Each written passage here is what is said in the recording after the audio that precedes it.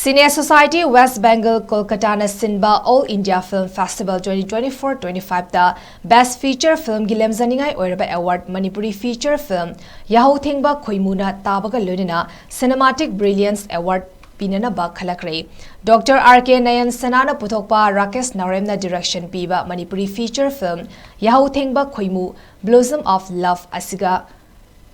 Julie Jasmine direction piba Hindi feature film Bread and Butter ga punna Cinematic Brilliance Award asi fangminnaragani ningsingba yabadi Yahouthengba Khoimu hariba minute chama kunthra manga sangba Manipuri feature film asi North East State Sing khaktagi oina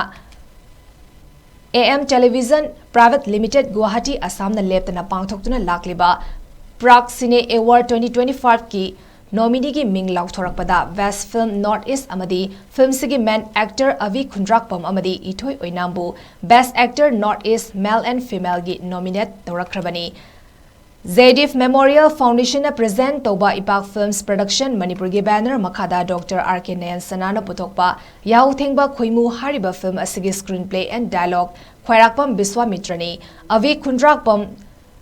ithoi oinam amadi Ratna Khetrimayumna maru oiba saktam langliba film asida Kenny Waheng Bambu introducing actor ama oina saruyaki